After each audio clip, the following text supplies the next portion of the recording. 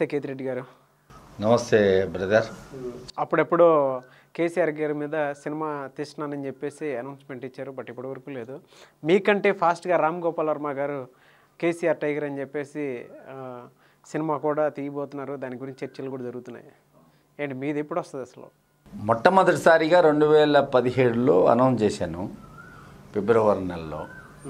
కేసీఆర్ గారు తిరుపతికి వచ్చినప్పుడు ఆయన అనుమతిస్తే, పర్మిషన్ ఇస్తే తప్పకుండా ఆయన జీవిత చరిత్ర, ఆంధ్ర రాష్ట్రంలో స్వాతంత్ర సమరయోధుడైన అల్లూరి సీతారామరాజు ఎలాంటి వాడో అదేవిధంగా తెలంగాణ పీడిత తెలంగాణ ప్రజలకి కేసీఆర్ అనే వ్యక్తి ఒక అల్లూరి సీతారామరాజు లాంటి వాడు కాబట్టి, అదేవిధంగా తెలంగాణ జాతిపిత అనొచ్చు, తెలంగాణ గులాబీ అనొచ్చు. కేసీఆర్ గురించి చెప్పాలంటే చాలా చెప్పవచ్చు. ఎందుకంటే ఉద్యమాల ముద్దు బిడ్డ, వీర తెలంగాణ పోరు బిడ్డ అని చెప్పి కొన్ని స్లోగన్స్ కూడా మనం ఆయన్ని ఇన్స్పైర్ అయిపోయి రాసుకోవడం జరిగింది. ఆయన అంటే నాకు ఎందుకంటే ఇంట్రెస్ట్. మొట్టమొదటిసారి కూడా నేను కలిసినప్పుడు ఎంతసేపు ఒక రాజకీయ నాయకుడికి అదర్ యాక్టివిటీస్ కూడా ఉంటాయి. కేవలం ఎప్పుడు పోయినా ఈ తెలంగాణ వాదం గురించే మాట్లాడేవాడు. అది లీడర్కి ఉండాల్సిన క్వాలిటీ. ఒక ప్రజల పక్షాన మనం పనిచేసే ఉద్దేశం ఉన్నాం కాబట్టి ఎన్ని శక్తులు కొన్ని సంవత్సరాలుగా, కొన్ని దశాబ్దాలుగా 2 రాష్ట్రాలుగా ఉన్నదాన్ని తెలుగు రాష్ట్రంగా ఏర్పాటు చేసినప్పుడు నుంచి అనగారిపోతున్న తెలంగాణని 50 సంవత్సరాల కలైనటువంటి ఈ తెలంగాణ ప్రత్యేక రాష్ట్ర సాధనని ఎందరో నాయకులు చేపట్టినప్పటికీ కూడా విజయం సాధించలేకపోతే ఒక తెలంగాణని సాధించేదానికి ఒక మహానుభావుడు పుట్టాడు, ఆయనే కేసీఆర్ అని చెప్పి చెప్పవచ్చు 100%. ఇప్పుడు నాకు తెలిసి ఈ ఉద్యమం కొన్ని సంవత్సరాలుగా ఉంది. అప్పుడు ఇక్కడ తెలంగాణ అంటే అక్కడ జై ఆంధ్ర అని ఇలా ఉంది, మూమెంట్ ఉంది. కానీ ఒక ఉద్యమానికి కావాల్సిన ముఖ్యమైన వ్యవహారం అయితే ఏదైతే ఉంటుందో, ఒక స్పిరిట్, ఎలాగా జనంలో ఇంట్రెస్ట్ ఎలా కలగజేయాలనేది ముఖ్యంగా చెప్పవచ్చు. ఇక్కడ ప్రధానంగా చెప్పాలంటే ఈ ఉద్యమము ఒక అత్యున్నతమైన శిఖరానికి వెళ్ళేదానికి కారణం కాంగ్రెసే. అది ఎలాగంటే కాంగ్రెస్కి రిప్రజెంట్ చేశారు, ప్రత్యేక రాష్ట్రం కావాలా అని. రిప్రజెంట్ చేసిన తర్వాత మీకు ఇచ్చేస్తున్నామని చెప్పేసి అనౌన్స్ చేశారు. ఆ తర్వాత ఒక గ్యాప్ మెయింటైన్ చేశారు, ఒక 1.5, 2, 3 సంవత్సరాలు. ఈ గ్యాప్ అనేది ఈ ఉద్యమానికి స్పిరిట్ అయింది. ఇచ్చే ఉద్దేశం ఉన్న కొంతమంది ఆంధ్ర వాళ్ళు చెడగొడుతున్నారు అనే ఫీలింగు, ఎమోషను ఇక్కడ ఉన్న ప్రజలకు కలిగి ఆ ఉద్యమాన్ని అంతిమ దశకు తీసుకెళ్లారు.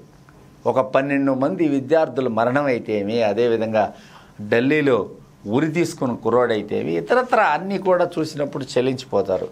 ఇస్తానన్న కాంగ్రెస్ ఏమో ఇచ్చే టయానికి లేకుండా ఇప్పటికి కూడా తెలంగాణ జనహృదయాల్ని సంపాదించుకోలేకపోతుంది. మొన్న జరిగిన ఎన్నికల్లో మేము ఇచ్చామంటే ఏం లాభం?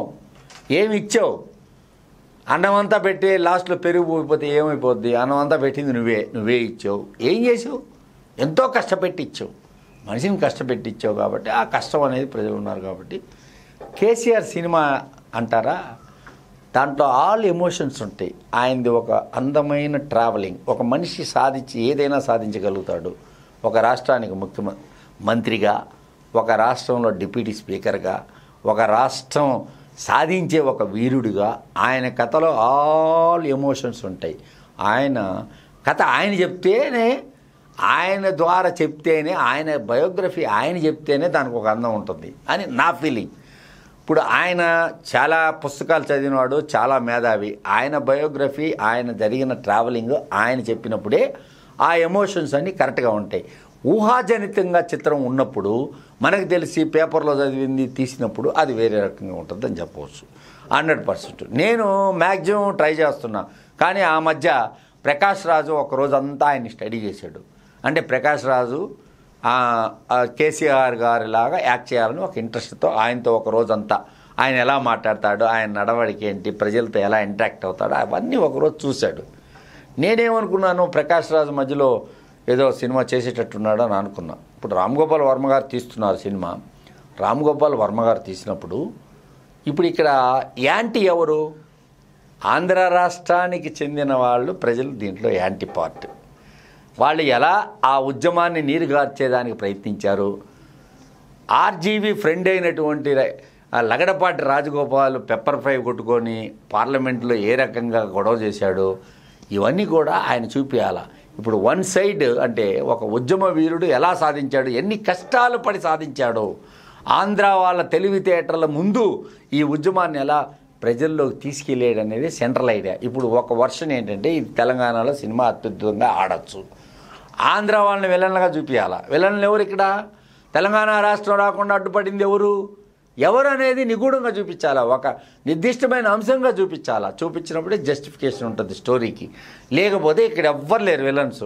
ఇప్పుడు ఆంధ్ర ఎంపీలు ఆ రోజు పార్లమెంట్లో ఒక పక్క తెలంగాణ ఎంపీలు అరెస్తుంటే ఒక పక్క ఆంధ్ర ఎంపీలు అరెస్తా, అది ఇది జరిగిన సంఘటనలన్నీ కూడా క్లియర్గా తీయాలా.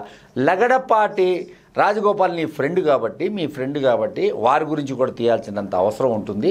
లగడపాటి రాజగోపాల్ ఇద్దరు కలిసి సిద్ధార్థ కాలేజీలో చదువుకున్నారు. రామ్ గోపాల్ వర్మ, లగడపాటి రాజగోపాల్ మంచి ఫ్రెండ్స్. అది కూడా ఉన్నది ఉన్నట్టు తీయాలని చెప్పి నేను అడుగుతున్నాను.